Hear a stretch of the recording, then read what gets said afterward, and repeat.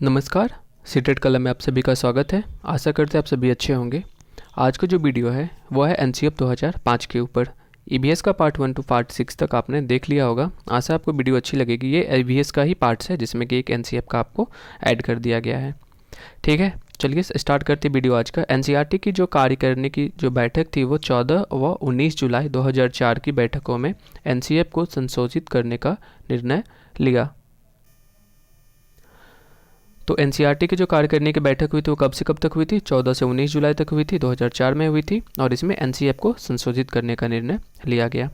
ठीक है, तत्कालीन मानव संसाधन विकास मंत्री द्वारा यह निर्णय लिया गया था। क्या है एनसीएफ 2005? आगे पढ़ते हैं।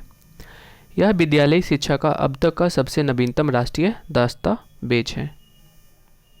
इसे अंतर्राष्ट्रीय स्तर के शिक्षाविदों, वैज्ञानिकों,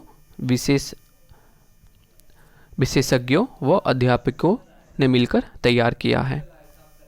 एचआरडी मंत्रालय की पहल पर प्रोफेसर यशपाल की अध्यक्षता में देश के चुने हुए 23 विद्वानों ने शिक्षा को नई राष्ट्रीय चुनौती के रूप में देखा। तो प्रोफेसर यशपाल की अध्यक्षता में ये बना था एचआरडी मंत्रालय की पहल पर, और 23 विद्वान, देश के चुने हुए 23 विद्वानों ने शिक्षा को नई राष्ट्रीय चुनौती के रूप में देखा। एनसीएफ पाठ्यचर्या निर्माण के सिद्धांत।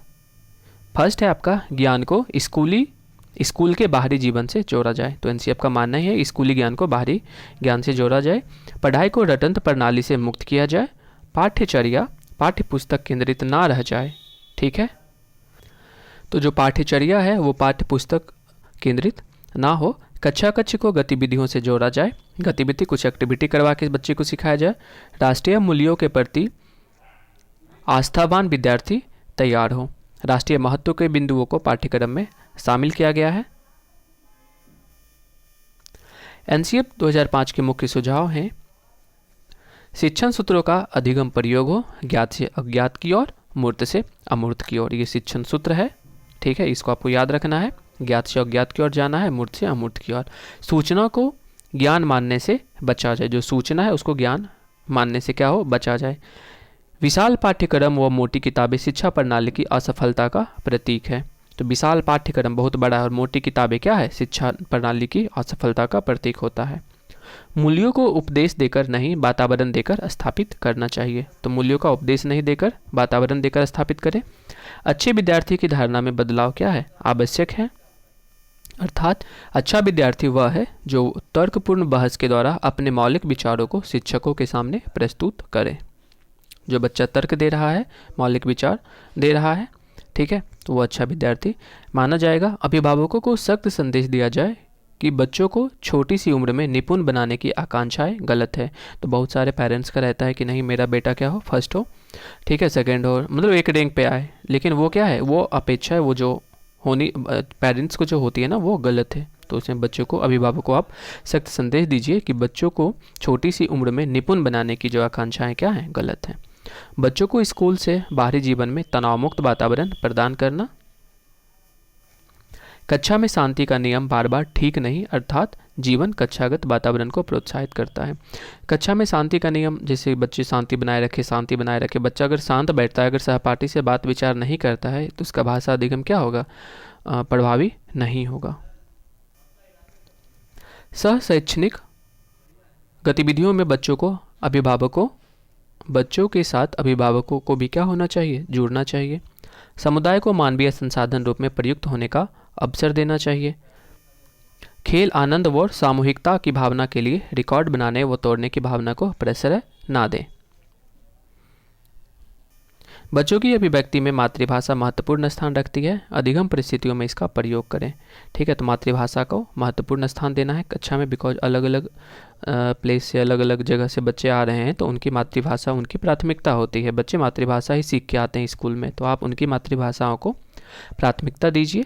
पुस्तकालय में बच्चों को स्वयं पुस्तक चुनने का भी अवसर दे। ऐसा नहीं कि बच्चे आपको ये पढ़ना है, ये बुक्स लीजिए, ऐसा नहीं। वही पाठ्य पुस्तकें महत्वपूर्ण होती है जो अंतःक्रिया का अवसर दे। मतलब पाठ्य पुस्तकें में इस तरह का प्रकरण हो जिसमें बच्चे अंतःक्रिया कर सके। ठीक है, कल्पना और मौलिक लेखन के अधिकाधिक अवसर प्रदान करने चाहिए। सजा व पुरस्कार की भावना को सीमित रूप में प्रयोग किया जाना चाहिए। तो सजा तो बिल्कुल नहीं, पुरस्कार की भावना जो होती है ना, थोड़ी बहुत करनी चाहिए, वो भी टाइम पे। सीमित रूप में प्रयोग किया जाना चाहिए। बच्चों के अनुभव और स्वर को प्राथमिकता देते हुए बाल केंद्रित शिक्षा प्रदान की जाए, न कि शिक्षक केंद्रित। ओके। सांस्कृतिक कार्यक्रमों में मनोरंजन के स्थान पर सौंदर्य बोध को प्रश्रय दें। सांस्कृतिक कार्यक्रमों में जो कार्यक्रम होता है उसमें मनोरंजन को स्थान नहीं देकर सौंदर्य बोध का प्रश्रय देना चाहिए। शिक्षक प्रशिक्षण व विद्यार्थियों के मूल्यांकन को सतत प्रक्रिया के रूप में अपनाया जाए। ठीक है, तो विद्यार्थी का अगर आपको मूल्यांकन करना है तो एक सतत और व्यापक मूल्यांकन कीजिए। ठीक है।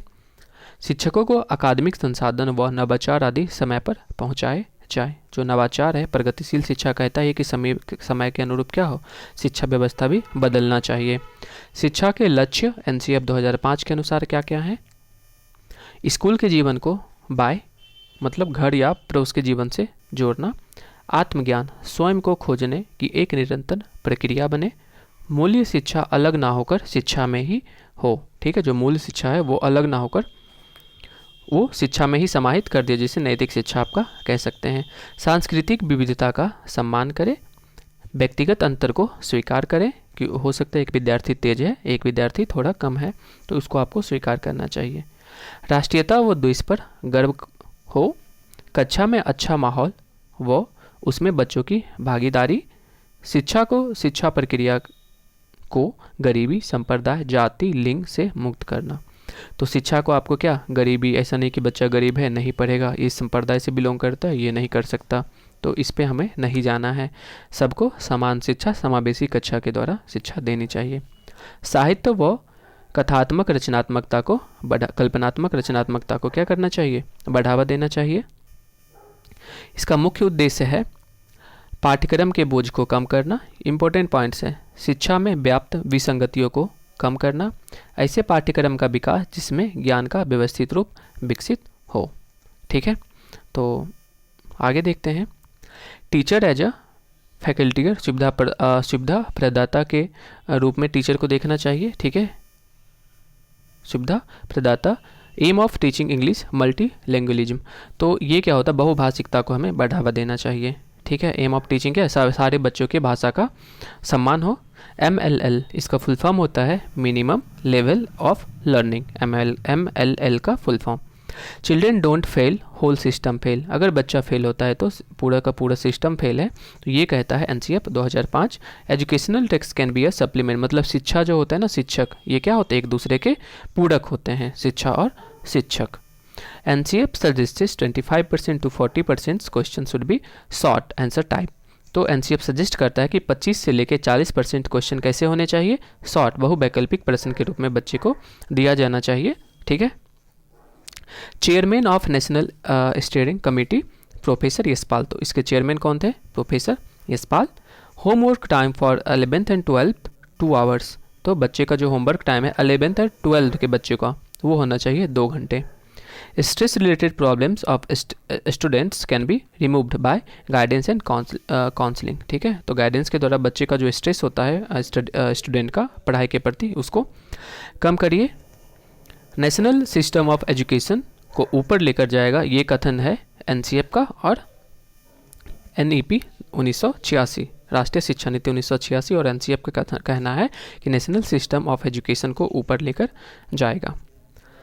Board exams of 10th standard should be optional, तो 10th स्टैंडर्ड का जो बोर्ड्स एग्जाम होता है वो क्या होना चाहिए, ऑप्शनल होने चाहिए।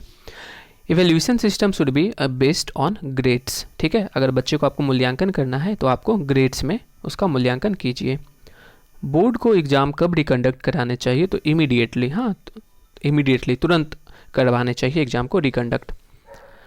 एक कंडक्ट होता है, एक होता है रिकंडक्ट, तो रिकंडक्ट तुरंत कराने चाहिए। क्राफ्ट्स को किसके द्वारा सिखाया जाए, तो प्रोजेक्ट के द्वारा आप क्राफ्ट्स को सिखा सकते हैं। Common physical discomfort for child, तो इसमें स्कूल का लंबा रास्ता हो सकता है जो डिस्कम्फर्ट होता है बच्चों के लिए। ठीक है, भारी बैग और पनिशमेंट, ये डिस्कम्फर्ट जो बच्चे फील करते हैं, स्कूल नहीं जाना चाहते, तो एक लंबा रास्ता के कारण हो सकता है, भारी बैग हो सकता है, पनिशमेंट हो सकता है डर के कारण। मेन गोल ऑफ मैथ्स, बच्चों के मस्तिष्क के चिंतन को तार्किकता लाना। ठीक है, मैथमेटाइज करना। एग्जामिनेशन 100 days बाधा दौर माना जाता है। तो आज के लिए इतना ही। आशा करते हैं वीडियो आपको अच्छी लगेगी। अगर वीडियो आपको अच्छी लगे तो आप इसे शेयर कर सकते हैं अपने दोस्तों के साथ ताकि उनका भी हेल्प हो। आपका दिन शुभ रहे। धन्यवाद।